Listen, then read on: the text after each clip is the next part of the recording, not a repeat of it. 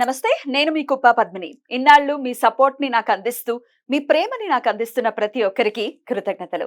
ఇప్పుడు చూడబోతున్న ఈ వీడియో కూడా ఖచ్చితంగా మీకు ఉపయోగపడుతుంది. లైక్, షేర్ అండ్ సబ్స్క్రైబ్ చేసి మీ ఇష్టాన్ని, అలాగే మీ సపోర్ట్‌ని నాకందించండి. అలాగే ఈ వీడియో పట్ల మీ అభిప్రాయాన్ని కామెంట్ సెక్షన్‌లో కామెంట్ చేసి నాకు తెలియజేయండి. నమస్తే.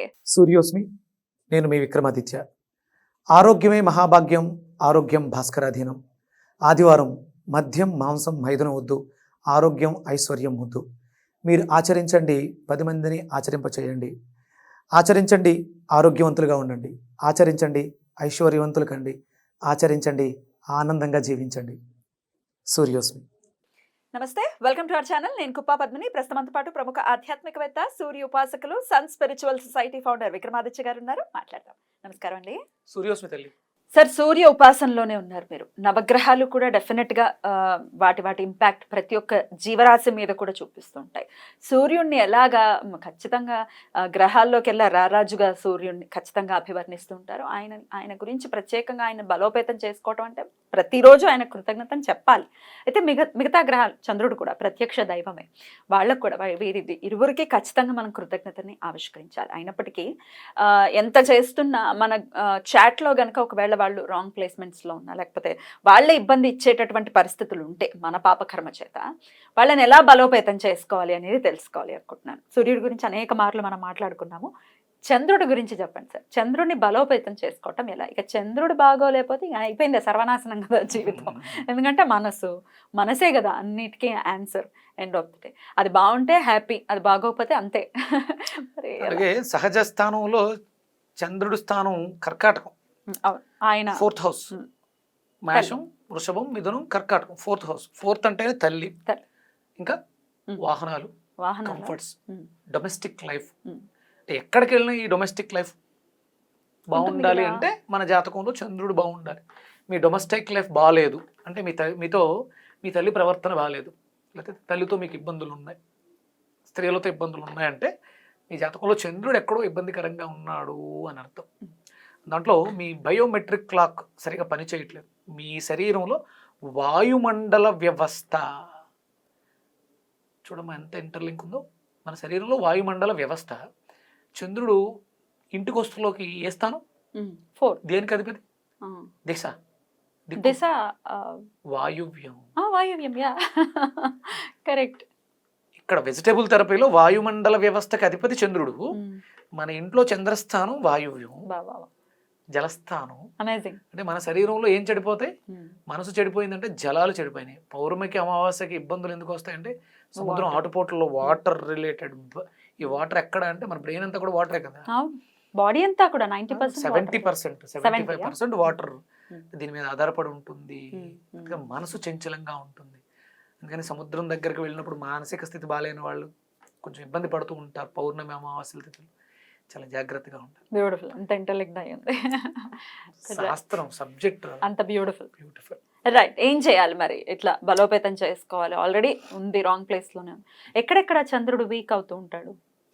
చంద్రుడికి అంటే కుజస్థానాలు అనేటువంటి వృశ్చికం, మేషం కూడా బలహీన స్థానాలే. అలాగే అంటే మిగతా గ్రహాలన్నీ కూడా మిత్రతో వహించిన రవికి దగ్గరగా ఉన్నప్పుడు అమావాస్య ఏర్పడుతుంది. ఈ ఇబ్బందులు ఏర్పడుతూ ఉంటాయి. చంద్రుడికి ఉచ్చస్థానం వృషభాన్ని తీసుకుంటారు. అలాగే కర్కాటకం స్వక్షేత్రం. అంటే సాధారణంగా ఆయన ఎక్కువ రోజులు ఎక్కువగా స్థిమితంగా ఉండడు, తిరుగుతూ ఉంటాడు కాబట్టి పెద్దగా ఇక్కడ మనం అంటే ఈయన తన కాంతి సూర్యుడి నుంచి తీసుకుంది, రిఫ్లెక్షనే కాబట్టి పెద్దగా ఎక్కువ భయపడిపోక్కర్లేదు.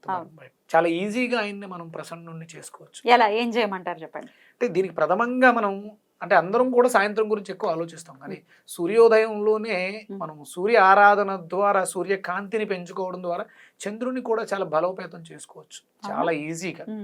అలాగే మన ఇళ్లలో వాయు ప్రాంతాలని నీటి స్థానాల కింద ఉంచుకోవటం.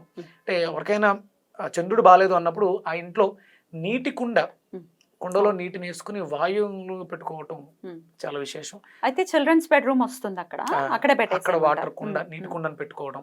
అలాగే వర్షాకాలంలో వర్షాలు పడేటప్పుడు నక్షత్రాలు వస్తున్నాయి కదా, ఆ నక్షత్రాల్లో చంద్ర నక్షత్రాలు రోహిణి ఈ నక్షత్రాల్లో జలాన్ని పట్టి గాజు సీసాల్లో వేసుకుని, రోహిణి, హస్త, శ్రవణం ఈ 3 నక్షత్రాలు. 3 నక్షత్రాలు ఆ వర్షం వచ్చినప్పుడు ఒడిసి పట్టాలి ఆ నీళ్ళని పట్టుకుని ఆ నీటిని గాజు సీసాల్లో వేసుకుని వాయువ్యంలో ఉంచడం. ఓ అప్పుడు చంద్రుడు బలం. చంద్రుడి యొక్క శక్తి ఆ జలంలో అధికంగా ఉంటుంది కాబట్టి. ఎంత పెట్టుకోవాలి వాటర్? దానికి ఏమైనా పరిణామం?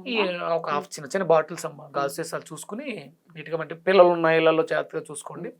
ఇంకా చంద్రుడికి సంబంధించినటువంటి వెండి వస్తువులని వాయువ్యంలో ఉంచడం చాలా విశేషమైనటువంటి ఫలితాన్ని ఇస్తుంది. మీకు వీలైతే ఒక వెండి సింబల్ని చంద్రుడి సింబల్గా చేయించి, వెండిది కానీ అంటే తెల్లగా కనిపించాలి. మీకు అల్యూమినియం కూడా వైట్గా కనిపిస్తుంది కాబట్టి చంద్రుడి సింబల్లో కట్ చేసి వాయువ్యంలో ప్లేస్ చేయటం చంద్రుని యొక్క శక్తిని పెంచుకోవడానికి అవకాశం ఉంటుంది. ప్రతిరోజు కంపల్సరీ పాలని స్వీకరించడం, మిరియాలు వేసుకుని పాలను స్వీకరించడం కూడా చంద్రుడిని బలోపేతం చేసుకోవడానికి. అది వెండి గ్లాసులో పాలను తీసుకోవడం విశేషం. రైట్. ఇప్పుడు బ్యాడ్ హ్యాబిట్స్ అనేవి ప్రతి ఒక్కరు ఇంచుమించు దాంతో ఇబ్బంది పడుతున్నారు. అది మందు అవ్వచ్చు, సిగరెట్స్ అవ్వచ్చు, అడిక్షన్స్ అన్నీ.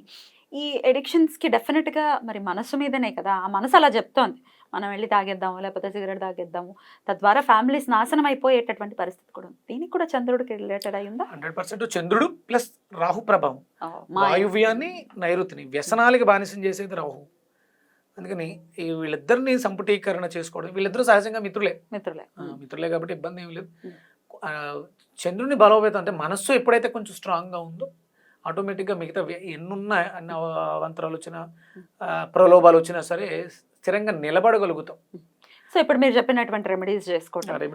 చంద్ర ఆరాధన అంటే చంద్రుడికి సంబంధించి అద్భుతమైనటువంటి బీజాక్షరం మనం శనికి ఇచ్చినట్టున్నాం, కుజుడికి ఇచ్చాం, రవికి ఇచ్చాం, రాహు కూడా ఇచ్చాం. ఇప్పుడు చంద్రుడికి ఇవ్వబోతున్నాం. తప్పకుండా అదే నేను ప్లే చేస్తాను. అంతకన్నా ముందు ఈ సిల్వర్ బాల్స్ ని కూడా దగ్గర పెట్టుకుంటూ ఉంటారు.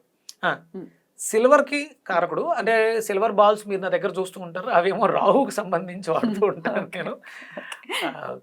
ఈ సిల్వర్ ఆర్నమెంట్స్, సిల్వర్ చైన్స్ వేసుకోవచ్చు. ఆ చంద్రుడి సింబల్ ఉండడం ఉత్తమం, చాలా మంచిది. చంద్రుడికి సంబంధించినటువంటి బీజాక్షరాల్లో శ్రామ్ని ప్రధానంగా తీసుకుంటారు. శ్రామ్, మిల్కీ శ్రామ్ ఉంటుంది కదా, శ్రామ్. ఓం శ్రామ్ శ్రీం శ్రౌం సహ చంద్రాయ నమః. తప్పకుండా.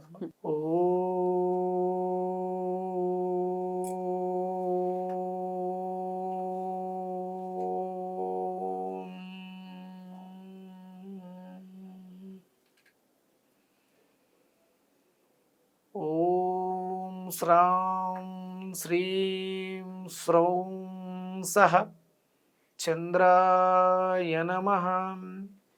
ఓం శ్రాం శ్రీం శ్రౌం సహ చంద్రాయ నమః.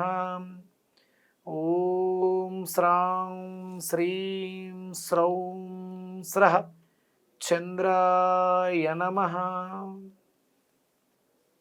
అద్భుతం. సో ఈ నామాన్ని జపం చేసుకోవచ్చు, వినొచ్చు. ఎన్నిసార్లు చేయాలి సార్ ఇదైతే? 108 ప్రతిరోజు. అయితే ఇప్పుడు బ్యాడ్ హ్యాబిట్స్ అని ఇందాక నేను అన్నాను కాబట్టి వాళ్ళ పిల్లలు ఇట్లా బ్యాడ్ హ్యాబిట్స్కి లోన్ అయిపోయారు, వాళ్ళు ఎలాగో వినరు మాట, తల్లిదండ్రులు చేసుకోవచ్చా? హ్యాపీగా చేసుకోవచ్చు. భార్య చేయొచ్చా? ఎవరైనా చేయొచ్చు. ఒక చిన్న శంఖం ఒకటి తీసుకోండి. శంఖం, తెల్లటి శంఖం తీసుకుంటే. దక్షిణావ్రత శంఖమా లేకపోతే ఏది? మనకు మార్కెట్లో ఏం దొరికితే ఒక శంఖం, తెల్లటి శంఖాన్ని తీసుకోండి. దాన్ని శుభ్రంగా గడి పక్కన పెట్టుకోండి. దాంట్లో కొంచెం నీళ్లు వేసి చేతిలో ఆ శంఖాన్ని పట్టుకొని ఈ మంత్రోచ్చారణ చేయడం ద్వారా మీ మనస్ సంకల్పం, శంఖంలో శక్తి ఉందిగా, లోపలికి వెళ్ళి ఈ చంద్రశక్తి లోపలికి వెళ్ళి ఆ నీటిని వాళ్ళతో తాగించడం ద్వారా వాళ్ళ మనస్సు, అంటే వాళ్ళు చేరు మాట వినరు కాబట్టి అది వాళ్ళు స్వీకరించడం ద్వారా మనస్ కంట్రోల్ హ్యాపీగా ఉంటారు. బ్యూటిఫుల్. చాలా చాలా అద్భుతంగా తెలియజేశారు. ఇప్పటికిప్పుడు అడిగాను నేను ఇవాళ పొద్దుటే శంఖనాదాన్ని చాలా ఎక్కువసేపు చేయగలిగా. చిన్న శంఖం మొన్నే కొని తీసుకొచ్చాను, చాలా బాగుంది, నాదం వస్తుంది, చాలా అద్భుతంగా వస్తుంది. వీలైతే ఒకసారి శంఖనాదాన్ని వినిపిద్దాం. చిన్నది ఎంతే ఉంది కానీ అద్భుతం.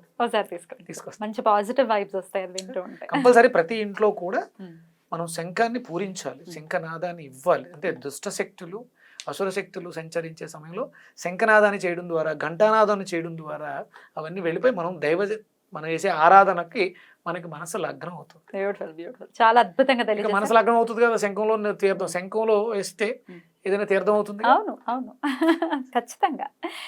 రైట్ సార్, అయితే ఇక నెక్స్ట్ ఎపిసోడ్స్ లో ఇంకా మిగిలిన గ్రహాల గురించి కూడా మనం మాట్లాడుకుందాం, ఎందుకంటే ఒక్కొక్క గ్రహం ఒక్కొక్కరు దాంతో అంటే ఇబ్బంది మరి పడేటటువంటి అంటే చాలా మంది అడగొచ్చు, ఇవి వేదంలో ఉన్నాయా పురాణాల్లో ఉన్నాయా అని అడగొచ్చు. అడుగుతారు సార్, ఈ బ్యాచ్ ఒకటి అంటే ఉంది. కొంతమంది అంటే ఆ వేదాలు ఉపనిషత్తులు పుట్టే సమయాన్ని తర్వాత పుట్టినటువంటి కొంతమంది ఉన్నత వ్యక్తులు వాళ్ళ దివ్య దృష్టితో చూసి కొన్ని రెమెడీస్ మనకి లాల్ కితాబ్ లాల్ remedies కితాబ్ అని, రెమెడీస్. అవి అంటే ధర్మానికి దగ్గరగా ఉండి కొన్ని మంత్రాల్ని వాటిని తీసి అనుసంధానం చేశారు, చేశారు. సూక్ష్మాతి సూక్ష్మంగా తయారు చేయడం జరిగింది.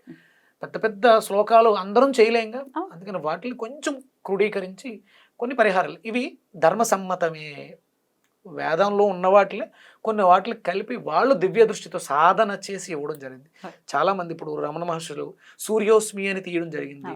మీరు ఇది ఎక్కడ ఉంది మనం అంటే అవును అది కరెక్ట్. రమణులు ఇచ్చారు, ఆయన చాలా సాధన చేసి అక్కడున్నది ఇక్కడున్నది ఒక్కటే అని అనుసంధానం చేయి, ఆయన వాళ్ళ కాళ్ళు కాలుతుంటే అవి కాలవు, నేను వేరు ఆయన వేరు అనుకుంటే నాకు కాళ్ళు కాలుతాయి, అది అహంకారం. అందుకని కొన్ని కొన్ని గ్రంథస్థంలో ఉండకపోవచ్చు, కానీ అది ఎక్కడో ఉంటుంది, మనకు అంత సూక్ష్మ దృష్టి మనకు ఉండకపోవచ్చు.